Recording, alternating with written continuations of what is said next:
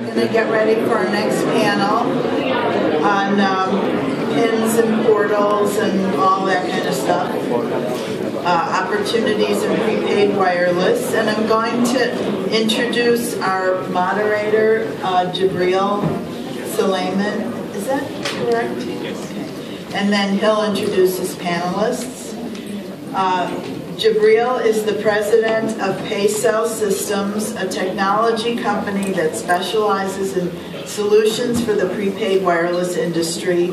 He entered the industry as the owner of an independent wireless store way back in 2002.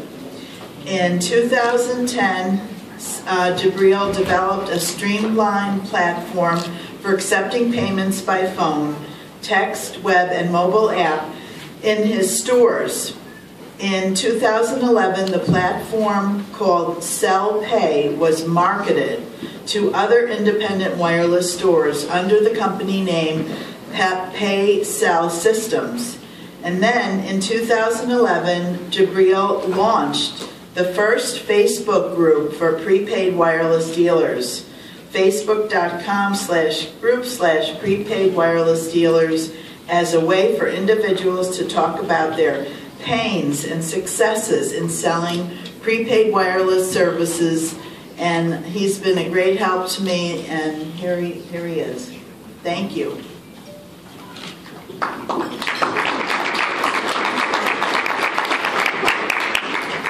Hi, good morning, everyone.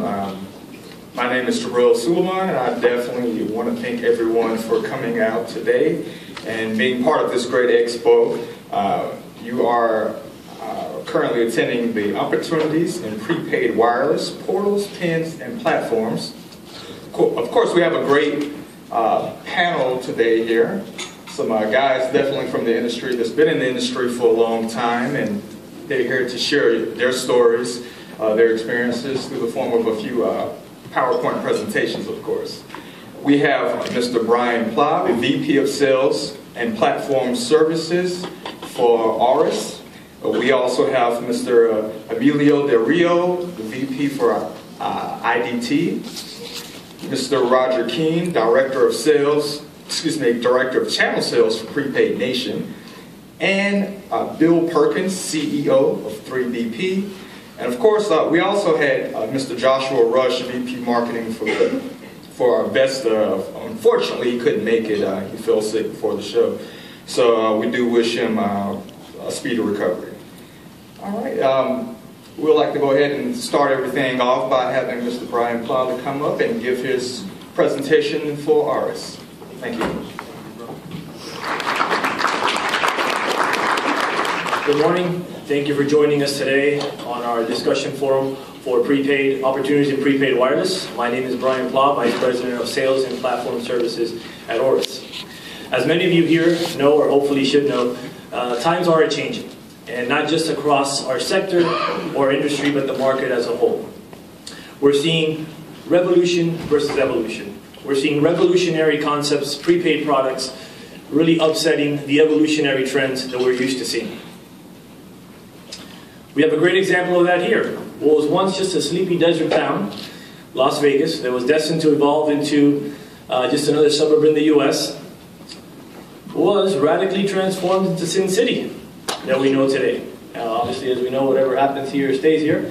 And that has transitioned over to our prepaid wireless industry.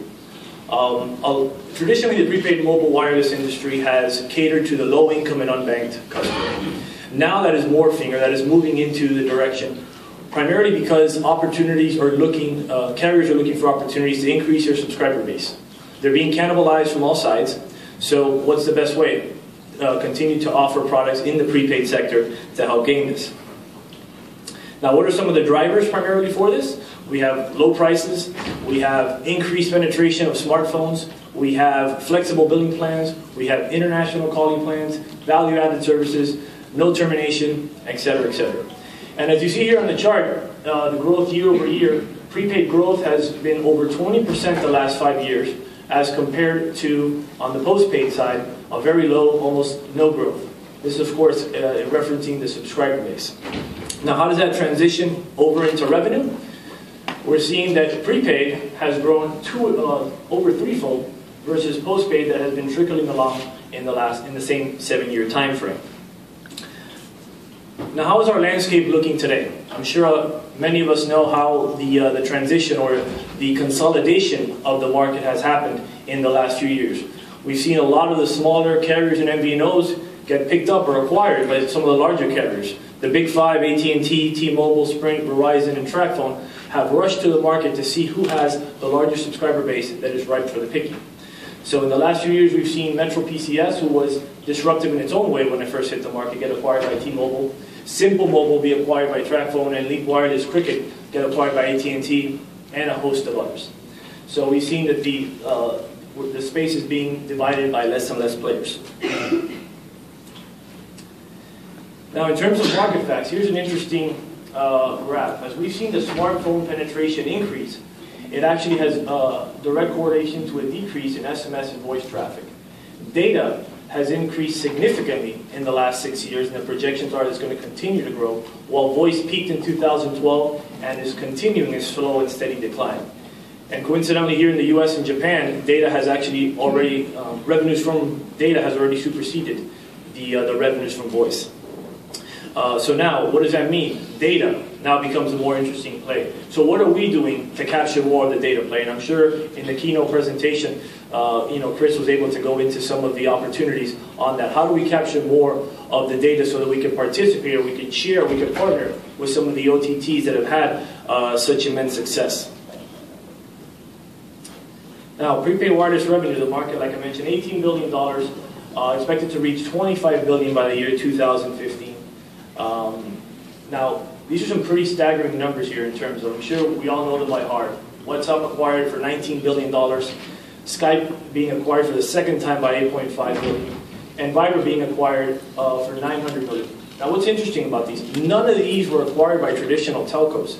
So what does that mean? That further affirms the fact that the revolution is on its way. We're seeing social media, internet players getting into the space as they want to participate in this ever-changing landscape. And the traditional telcos have to do a better job to avoid cannibalization and continued loss of revenue. Now, the OTT model is not an easy one to monetize, yet many are trying to emulate it. Now, of course, for every what's up, there's 100 that won't make it. But today we have more OTT players than ever before.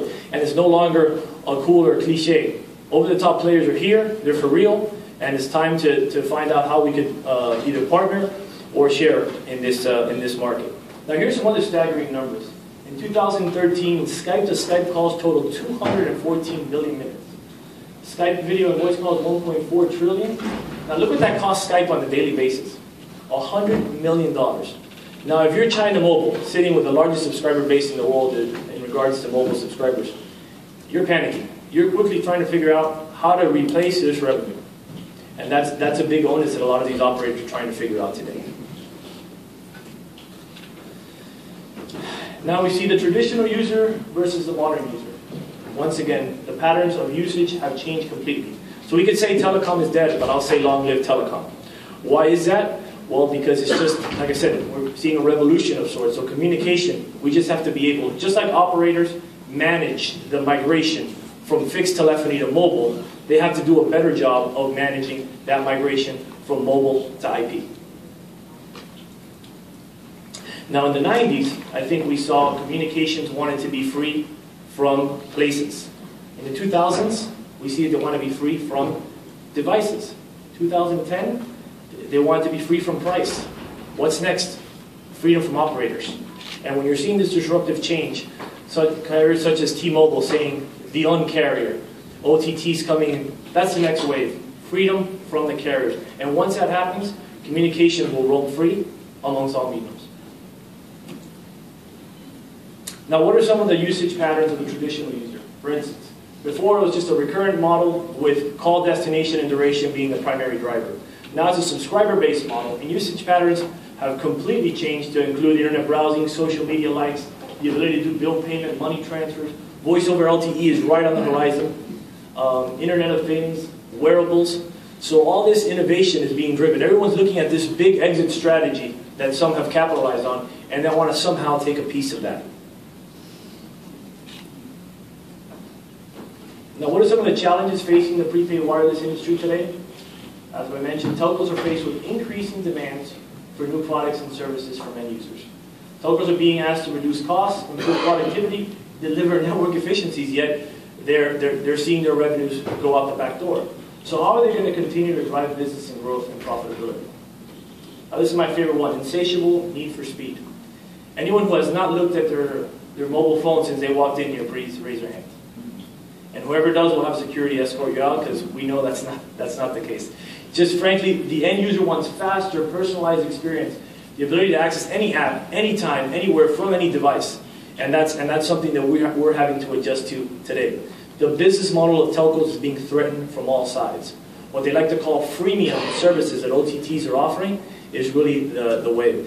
Now, why are we focusing a bit on the OTTs? Well, the distributor model is also having to face some of these changes. As some of my colleagues here will have to go into today, they're faced with the same change from the distribution storefront.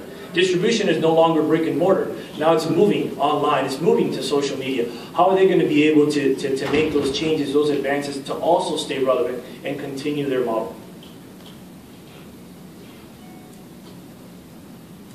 Now we have a few things that we could do to combat this. One is do nothing. Two, we could do is, apologize for that. We could fight, we could neutralize, we could partner, or we could emulate. 3 of those 5 are not future-proof. So basically, partner and emulate are the ones that we're looking to take advantage of. Okay? Now, OTT apps have highlighted the need for operators to make sure their pricing keeps pace with the advances in the market. Now, what do you need in terms of a business foundation? Is to seek a business partner with the right service, the right platform, and the right experience. And what does that mean? Providing someone who can help you provide immediate help today, but also be built to empower you for tomorrow. Now, as you see here, the cloud is growing ever more complex. The platform, but part of the platform is the consulting services. If you're out there chasing every next product that's coming up, and you become the proverbial jack of all trades, master of none, and chances are your revenue and your business model will suffer. So focus on what you do best, which is creating and managing these products, and work with someone that can help support the back end and continuously doing the research on the front end to help you put out these products. Here at Auris, what we do, we deliver solutions. We're a business enabler providing solutions and services in the cloud through our award-winning platforms. Simply stated, Auris provides simple solutions. As a global provider and with scalable, innovative platforms, we have a very feature-rich platform with ease of use and really help you build to succeed for tomorrow. So I really thank you for your time. I hope you enjoy the rest of the discussions today and enjoy your show. Thank you.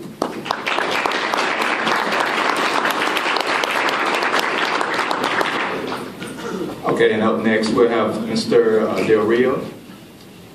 Okay, thank you everybody. It's a pleasure to be here with all these colleagues and here on the table on the panel. I'm Emilio del Rio. I've been working at IDT for I guess 10 years, 11 years already. And initially I worked on net-to-phone, so very similar to Skype's story. I've been through the wireless world, through to your mobile, and then start working, rolling out Bob Revolution at IDT. And I think that Bob Revolution is a very interesting story that we just heard Brian and Chris talk about the different revolutions that we have, mostly from a consumer perspective. Consumers are changing from using voice to using data, from having no options of signing contracts to having options of not signing any contract. And the revolution is also happening on the retail space. And that's kind of the story I wanted to share with you guys from a Bob Revolution perspective. That's my local bodega in the corner of 86 and Amsterdam. It was very different than it is today. A bunch of calling cards. If you go to New York, you still see a bunch of calling cards. Cards were stocked by retailers, distributors, or us, the company, where we have very little possibilities of having visibility of the customers or the patterns. There are some indirect ways that we can get some patterns and behaviors and customers, but again, I mean, there were so many layers into it that were very hard to pick up how they were behaving. And then obviously all these had a big overhead. Today, this is completely different. And again, it's not the desert versus like Sin City, but again, it's the local bodega versus the new bodega. You can see right now that people are accessing or selling products using the computer, using the tablet, using the smartphone. Again, this is a multi-product portal with just one device. There is, in our case, we focus a lot on Bold Revolution on putting everything under one brand and making that brand stronger so that it has a better platform for our retailers, our distributors, and especially our customers. And again, I mean, from an operational perspective, there is no inventory, no overhead. And again, we have instant data from the retailer to the consumer, and we can do all sorts of cross-tabulations and try to pinpoint pain points or areas of opportunity and so on. So it's a win-win-win. Win for IDT, win for our distribution partners, and obviously win for our customers. So again, our value proposition has always been trying to push multiple products through multiple platforms under one brand. Since we start doing that, this is IDT migration or revolution in some ways. The blue lines being our traditional calling cards, the red lines or red bars are the Bold Revolution revenue of the past year. And you can see the mix has changed dramatically over the past, I would say, 5 years at IDT. Again, we started as with a very simple proposition. It was one portal for one product. But then once that started working, retailers started getting more encouraged, and we started getting more encouraged, and the customers started getting more encouraged, and we started introducing new products on the same telecom lineup. And we introduced pinless, obviously that was the flagship. We have domestic top-up, international top-up, virtual numbers around the world. And then obviously once the retailers started getting used to that portal, we got a little more cocky about it, and we started expanding towards other areas of opportunities. IDT looked for 1.5 years different money transfer licenses. We have around like more than 40 states with our own licenses, and we start developing and rolling out our own lineup of financial services products. Most of you know we now have bill payments, money transfer, as Chris talked about it, very soon a GPR program. But again, I mean, all this was predicated to the thing that before this used to take a long time, a lot of conversation, a lot of marketing cycles, very little time to adjust. With the portal, this became very, very easy for us. And we have real-time feedback, real-time sales numbers, and obviously real-time information from the customer and the retailer, which is the most important one. There you see our network growth immediately right after we roll out Bold Revolution from the old hard card world. The network started picking up. I remember being on this forum like 5 years ago, just talking about pinless, and we used to have a bunch of retailers connected to the network, and that has been growing exponentially. Not only by our own platform, but again, I mean, the market was changing, consumer was changing, but again, the retailer was changing. The bodega didn't want to have 200 retailers, 200 calling cards on the back wall. They started getting, right now on this portal, we have around like almost 300-400 products that they can sell. Obviously, transaction grew. Over the past years, we've been growing like 50% every year, and that proved more or less what we were predicating over the past 10 years. Today's retailing platform that we offer, we started obviously with the hard cards. There was some sort of bodegas that they don't have internet access or was the old way of doing business. Immediately we rolled out the web portal, which was how we introduced pinless. We identify some retailers that have, obviously some retailers still use the hard cards. There are some markets that are very, very specific, or where it will come in of the hard card. It's very hard for them to start getting the web portal. We developed very fast the voice portal. But again, we are selling the same product through like 3 different platforms. But again, we're starting to expand a little bit the option for our retailer network. And very recently, a few months ago, we released the mobile site for the retailer program. So now you can access the same portal and the same products using a tablet, using a smartphone. Obviously, the site is completely designed so that, as you know, there are three things that we believe that retailers are very focused on. First of all is speed. The second of all, obviously, is multiple products, and then fast transactions, profit, obviously. After the retailer app and tablet, you're going to see at the booth that we're rolling out another type of platform for another type of retail environment, which is the Board Revolution kiosk. You're going to have it over there, and you're going to be able to play with it. But again, the whole point here is to try to provide our retailing platform partners, no matter what context or what type of operation they have, the ability to sell all our product lineup to different retailing solutions. So again, retailers is all about giving them options and good products and fast transactions. So this is the lineup that we have today. Same platform, same brand, but different way of retailing. So again, just to close in closing, Board Revolution has three main focus, obviously. The number one is to grow our product portfolio constantly. We're announcing new products over there. Obviously, solidify our brand. We haven't talked about it, but we're very focused on pushing the Board Revolution brand. And finally, obviously, what we talk here is giving our retailer options and expanding the different platforms that they can sell all the different products from. Again, thank you very much. See you at the booth.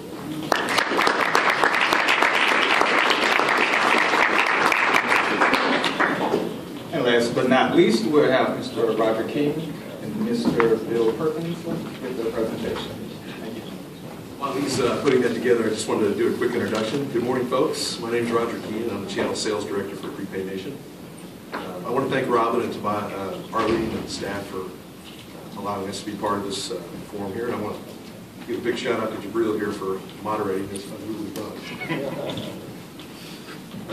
Since the subject matter of today's panel is so broad, it was a bit of a challenge for me to narrow down and address the subject matter of this opportunities in prepaid wireless, specifically PIN portals and getting it all done in 10 minutes or so. So my speaking partner and I decided to tell a success story first, and then follow that with what I believe to be the top 7 attributes of some of the best portals and transaction platforms. Hope you enjoy. Please welcome Mr. Bill Perkins.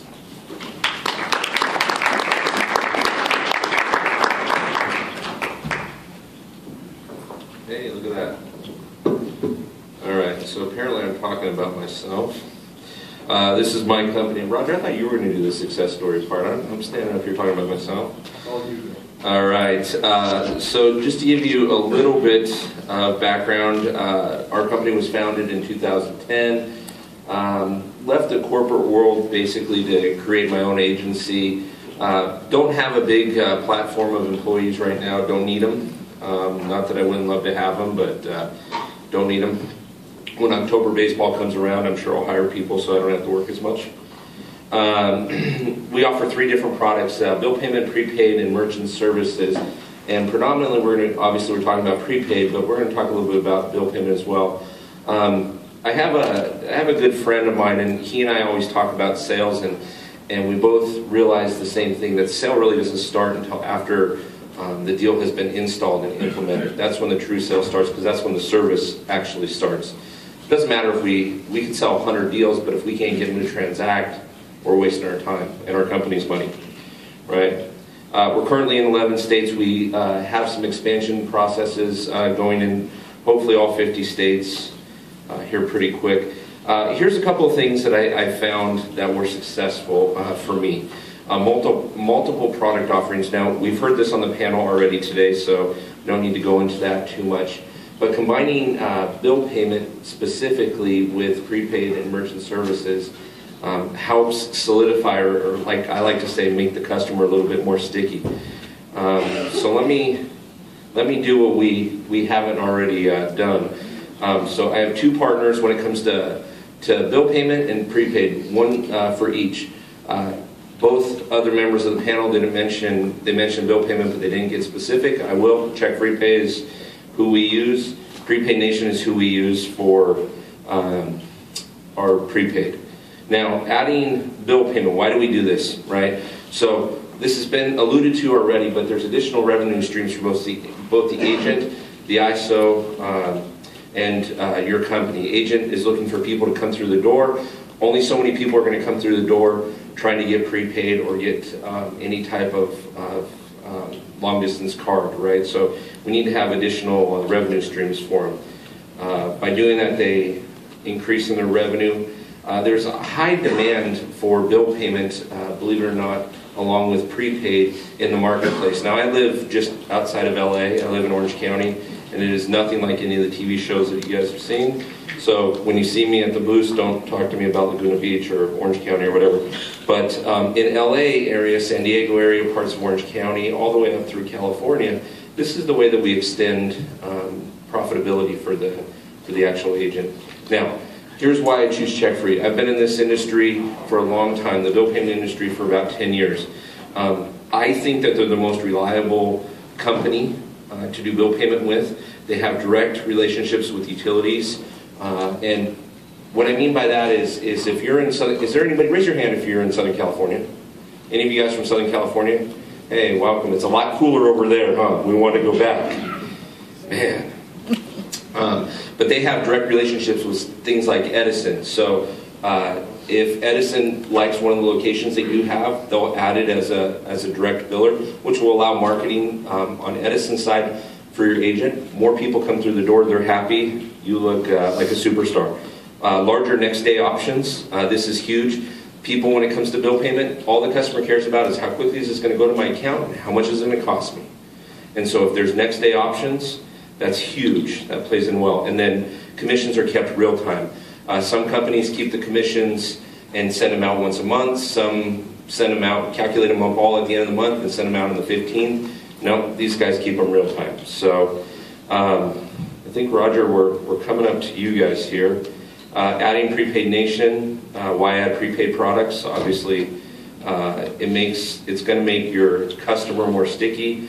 Obviously, the demographic it allows for it to be bigger. So in essence, what you're doing when you're going to these merchants is you're looking for ways to not only increase revenue for them, but increase revenue for you and retain them. The only way that you can do that is to offer multiple products.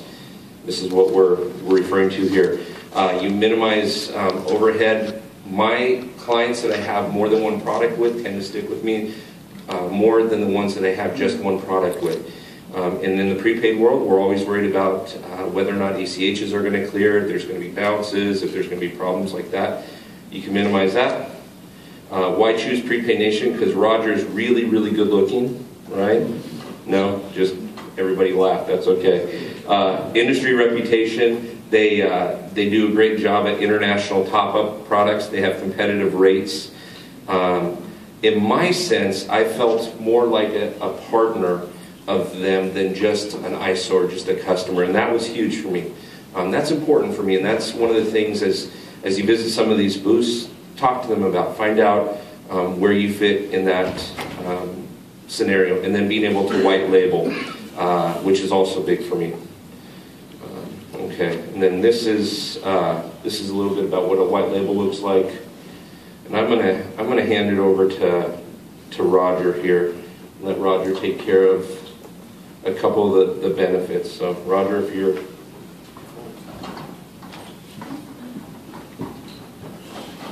So what I was trying to come up with a plan was how to kind of personalize what we do out there and how it actually relates to real time, a business partner that can use the different services out there. So we're trying to make a personal story here. I'm going to skip past this point if I can figure out how to work this thing. Spacebar or right arrow? Right here. Let's do.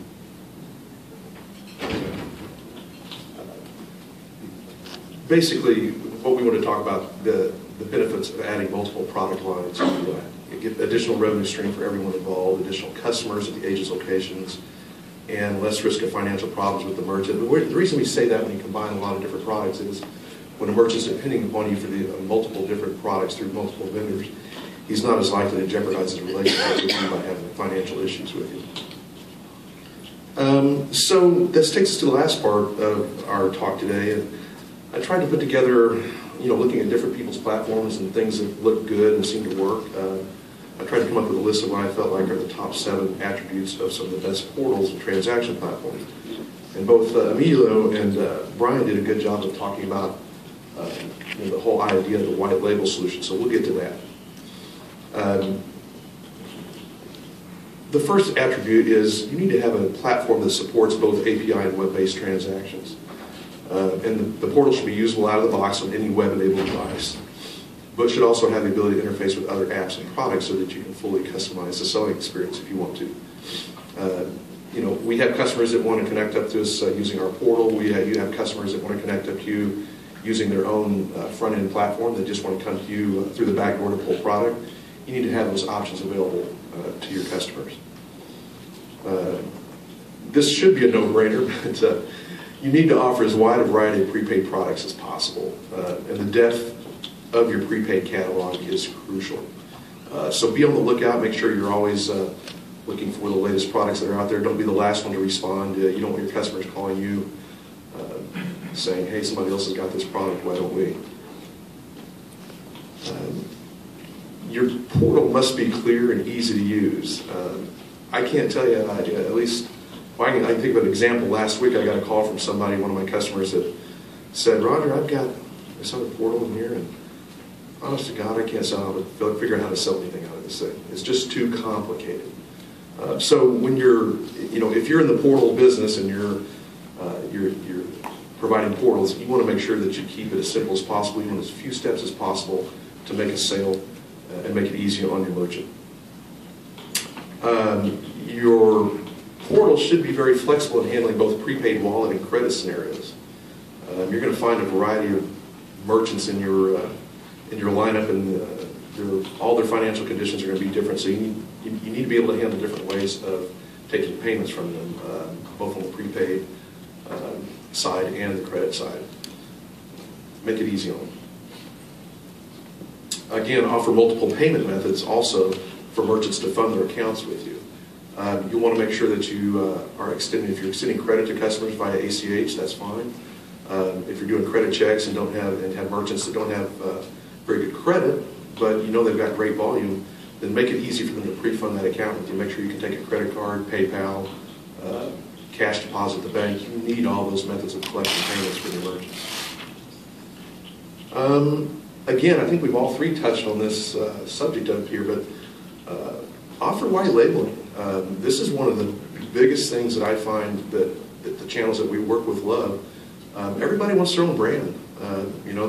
They're tired of pushing the other big guy's brand out there, and they want to build their own brand name and build their own business. So we need to make sure that we're offering that solution to them.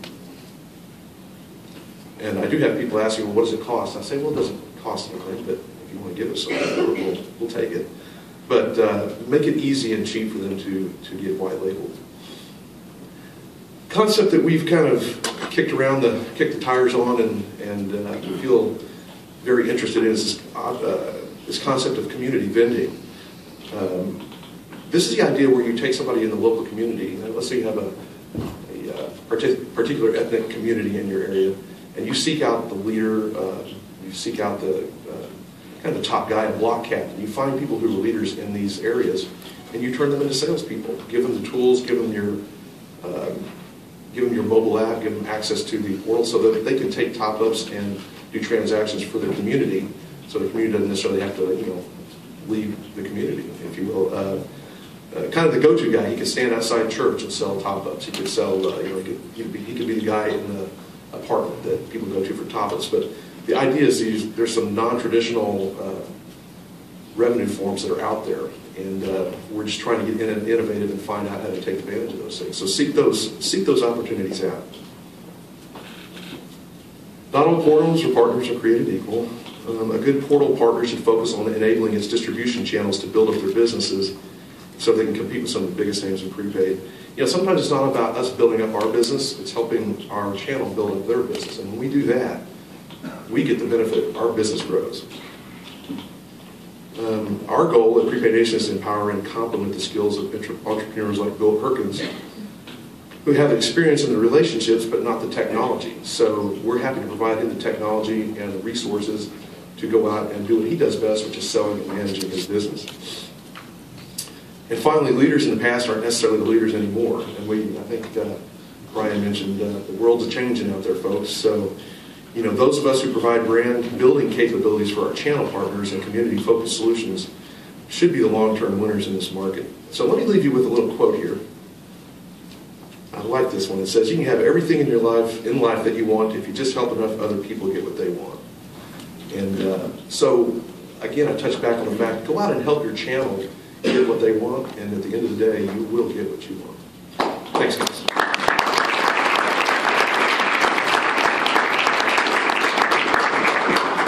Once again, I would like to thank all of our presenters / panelists out there. I do want to get to, we have a few minutes, and I want to get to definitely any questions that you guys have. I do have one question in particular that if the guests can answer. How do you look at the relationship between yourselves as basically distributors for the MVNOs and what the MVNOs are doing now as far as pushing refills directly to customers by text messaging, auto pay, incentives, and so forth? Whoever wants to answer that is up for grabs. Go for it. Well, at Auris, like I had gone, what we try to do is we try to give a unique perspective in terms of, and I think Roger did a very good job of pointing out what a portal or what a platform should have in terms of simplicity, multi-product, APIs, white label. So the MVNOs are no different. When they come, they're looking for the ability to get new products out, and time to market for them is extremely important. And what we do is really help them get that, increase that time to market. Because sometimes you can go out and try to build that next product, but by the time you get it out, it's no longer the next thing out there. So from the recharges to prepaid data to any product that they could frankly envision, our goal is to help them get it out there as soon as possible. Can you, maybe one of the other panelists, expound on that and maybe talk about some of the pains in dealing with some of the more established MVNOs now that have their products out to market already, and as they consolidate and just really go from there. Can you explain some of those pains in dealing with these guys now? So. Well, I'll do my best here. You know, it seems like, I just heard this expression the other day, and so I'm going to use it again. It seems like we're in a race to zero out there. See who can give away all the margins. See who can operate on zero. And so none of us are excited about that. We see these, we see the MVNOs almost kind of forcing it down there by trying to take these top-ups direct and different things like that.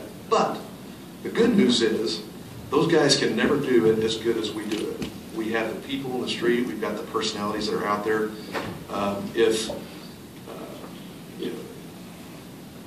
Gas stations wouldn't be needed if Walmart did their job perfectly. So what I'm saying is there's always opportunities for us out here to react to what's going on, to figure out a way around it, to figure out a way to make money doing it and make it convenient for people. So while we don't like it, I think it's a challenge, and I think it's one we can overcome. Something like that is that I agree with them. Like, we've seen many MVNOs come and go.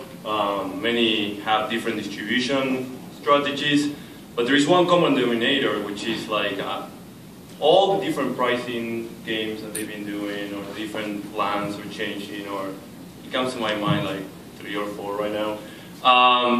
They need to realize, or in the longer term, they realize that they need a retailer channel. They need indirect channel. They need, as much as they want to go direct, as much as they want to go with their own sales force, in order for them to have scale, they need multiple doors, and you get the multiple doors with independent agent networks, and that's something that they've been struggling. One thing is what they want to do, and we know the profitability of an MVNO. I've been there with IDT. We know the profitability, but you need the retailers, you need the distributors to get to the consumer. I think that the critical thing for a successful MVNO is not how subsidized is your phone, is a good pricing plans, and you can find recharge everywhere. So for that, you need a retailer channel.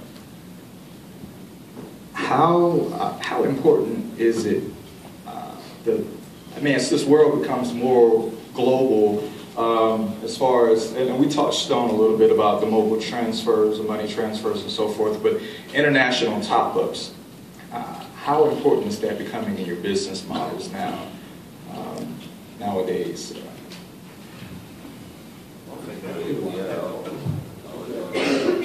Well, international top-up is the core of our business, actually. We do domestic just because we have to. But they say about $30 billion a year is done in international top-ups. And about $15 billion of that a year originates from the United States.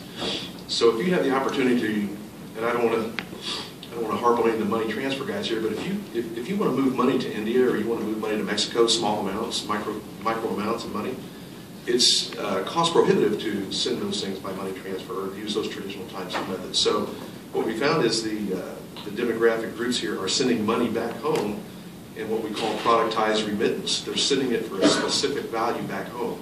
And they can put $5, $10, $15, $20 of value on the loved one's phone back home without incurring any fees in doing it. So it's a great method of moving small micro amounts of money. And it's just growing by leaps and bounds. So that's the core of our business, actually. Yeah, and I think IQ is the tip of the iceberg. It was just prove the model. I don't think that the money transfer companies see that one coming. I have many friends in the trade, and they completely, went under the radar screen. I'm sure that next year, all of us in this panel will be talking more about this. And if you go around the booth, I already seen a couple of brochures, I already see a couple of press releases before the expo. That's kind of becoming the next big thing. I think we're seeing a paradigm shift in terms of now before where you have the minutes coming out and the dollars coming in. Now you're seeing the money coming out of the U.S. into these other markets and the minutes coming back into the U.S. So as the cost of U.S. termination has gotten as low as it's gotten and the cost of some of these destinations outside of the U.S. is so expensive, it only makes sense to send more of that money out and try to originate the call outside the U.S. So how well do you get into the space of both the top-up and also the voice termination piece? And I think that that's an important question to have the answer to. Both Roger and Emilio alluded to this, but in the retail channel, retailers don't want to run a tremendous amount of risk, right? So no offense to anybody that does money transfer, but if you're going to do money transfer, it can be expensive and it can be incredibly risky. You go into downtown LA, if you're going to do money transfer, I wish you all the best unless you've got bulletproof glass in some areas, and so there's some risk that's taken to that. So if somebody wants to send money home specifically for things like cell phones, to your point exactly, it is absolutely vital that this product exists. Otherwise, the business will go extremely down because retailers aren't going to want to take the risk. They're not going to want to spend the money that they're going to need to spend in order to do money transferring. I can give you a list of retailers that have kicked out money transfer just because of the risk, or the banking. Let's talk about the banking for a second. I mean, go to some of the big box banks like Western Union or Wells Fargo or Bank of America or Chase. They don't want to see $20,000 coming in on Monday and going out on Tuesday. They think $20,000, giddy up, we have a chance to invest. But when that goes out, that happens a couple of times. They're going to get a cute little letter that says, we think you're MSB, come on down and talk to us. And they're going to get their accounts frozen. And once they have their account frozen, somebody's going to say to them, well, we'll mail you a check in 2 weeks. Good luck, wish you all the best. And the retailer's not going to want to do that. Great.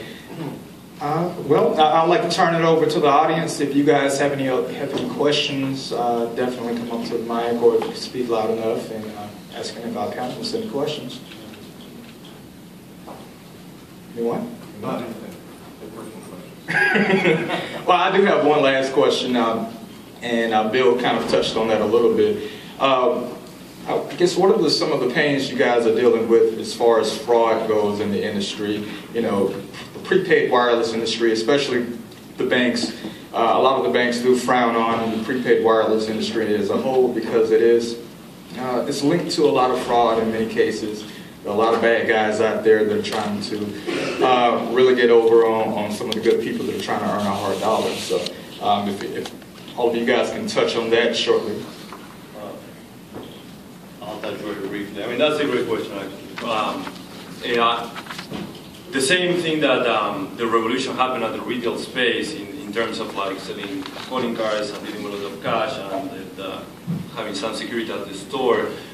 As much as we start virtualizing all this business, going to portals and having a lot of wallets sitting some retailers, we are seeing also a shift in how people are behaving. That not only is fraud at the retailer location with some people coming and stealing your store, it's also they are trying to get into your accounts, trying to get into your personal wallets and so on. So it's very important that when you design a platform, obviously that's a very important factor that you need to take into consideration, because times are changing and techniques are changing too, so it has to be updated. All right, so this is one that you hit my button. So everybody sit here, we'll be here till about midnight. So this is one of those things, the retailers, for me, they make me money, okay? And I'm not worried. I don't care about titles. I don't care about the fact that it's my company. I'll go out in the street every day, and I like to listen to what their concerns are. Their biggest concern is banking. Now, I should say that the majority of the people that I talk to is banking. Now, if any of you are aware of this, and everybody on this panel can tell you that a retailer oftentimes will have more than one product provider for international top-up, long-distance cards. Let's not fool ourselves. Even bill payment, they're going to have 2 or 3 different places that they're going to do that with. Those, as they run transactions for those hit their banks, and banks red flag that like crazy. They want to understand who's PPN, who's IDT, and they call the retailer, and some of the retailers, depending on where you're at, where Emilio's from in Newark, where I'm from in LA, you can go into some places, and when banks call, it terrifies retailers. They think, what have I done? And they don't understand the problem.